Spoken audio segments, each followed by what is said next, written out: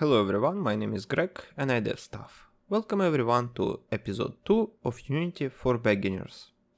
In this episode we will learn about variables and how to use them. This episode is brought to you by generous support of people on Patreon. If you want to join them, link to my Patreon in the description. A variable is a storage location identified by a memory address for information you want to store in your memory. Think about score in a video game, or hit points on your character, or the name of the soon-to-be hero character in RPG. All of this will be stored in the variables.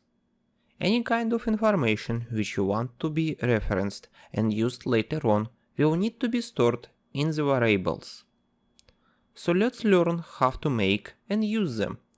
Open the script we already has in our project. So when you want to declare a variable inside the scope of the first script, you want it to be declared inside those brackets.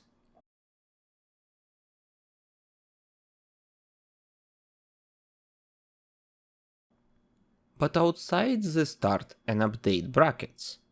We will be discussing variable scope later on in this tutorial series. To declare a variable you need to write its type, and then name of the variable which will be used to access it. C# has many types of variables. Let's go through the most used and basic ones. Integer variable is a whole number variable without decimal. For example, 12,345. So, as you can see, to declare this variable, I typed its type, int, then name of the variable, which will be I, and then I assign the default value of the variable. This is the state which our variable will have at the beginning of execution of this script. This equal sign is assign operator. It will assign the new value to this variable. But assigning default value is not mandatory. For example, let's create a new variable called experience. And because we want to have 0 experience at the beginning of the game, we can leave it as is. Because if you don't specify value for the variable of type integer, we will have a value of 0 at the beginning of execution of the program. You can see me leaving what is called comments. Comments are part of the code which will not be compiled by compiler. That means everything what you leave inside this comment is going to be ignored. Now let's introduce a string variable. This variable will store the string value. You can store text inside this variable.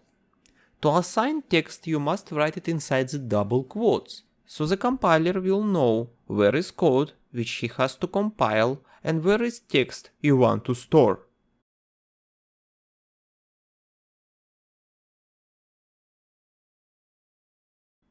Next type is float. Float is a variable for numbers with a decimal point. That means you can have non-whole numbers, for example 2.5 or 0.115. To assign value to the float variable, you must put an f at the end of the number to mark it as a float number.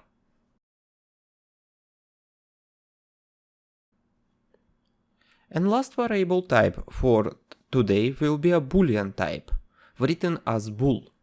The boolean type can only be either true or false.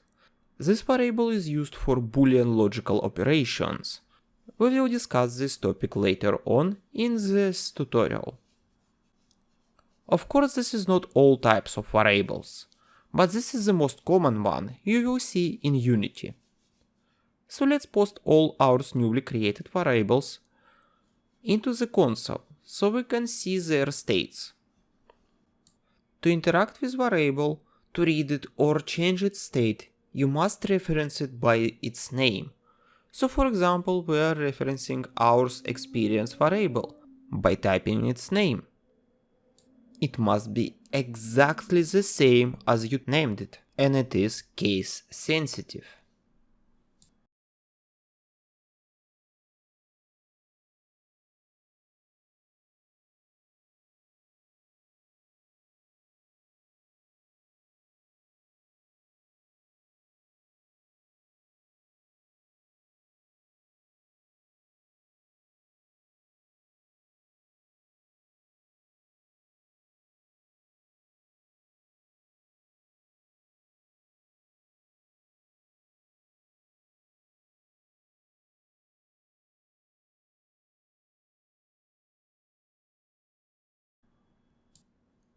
Good, as you can see, it shows all the values stored inside those variables.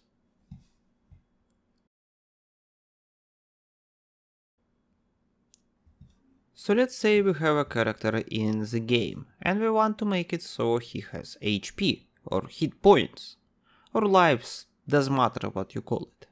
But as you can see, we don't have variable for the HP. So let's create a new variable of type integer called HP. We don't want to make it so our character starts dead, so let's assign default value of HP equals 200. To change the state of our variable, we can use mathematical operators. There is basic arithmetic operators like minus, plus, divide and multiply. So inside the start, let's use them to see how they work. Plus, it is a simple operator of addition. So we want to add 100 to our already existing HP. To do that, you assign the sum of your HP variable and number you want to add.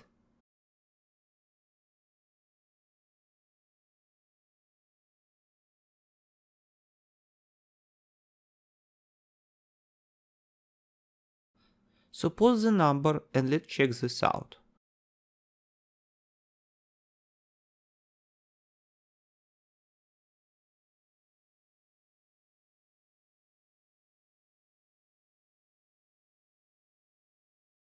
$100 and $200 after we added 100 to the original value. But there is a faster way to do this. Simply write your operator before the equal sign.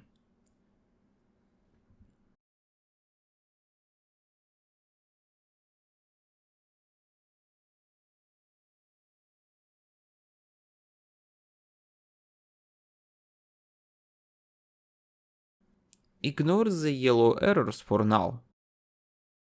Let's check this. We should get 100 and 200. This is just a shorter version of what we did before. Now let's do subtraction.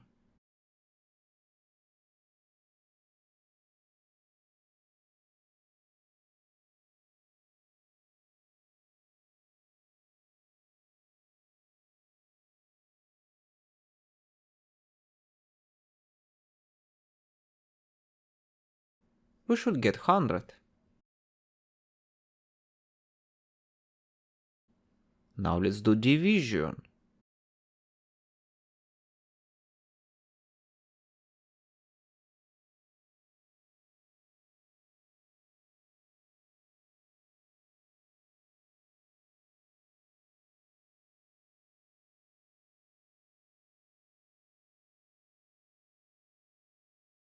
We should get 50.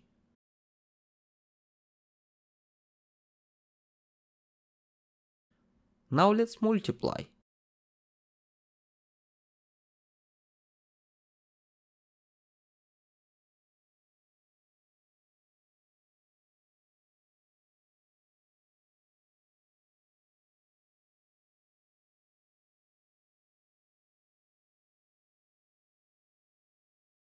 We should get 500.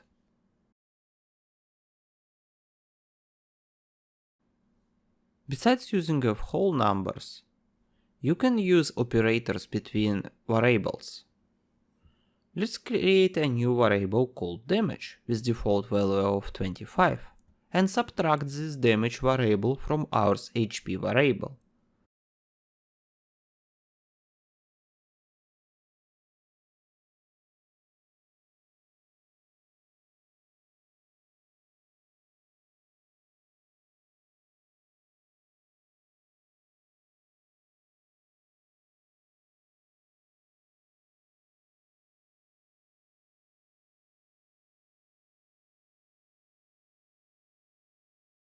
So we should get 475.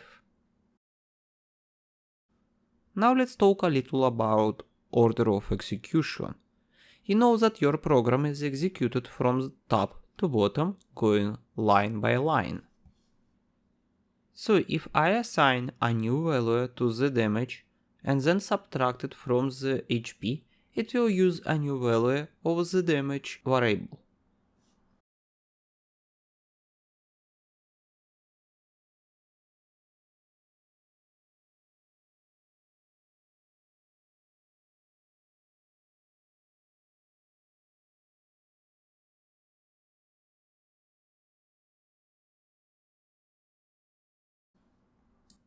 Good. You can do exactly the same actions with float variables.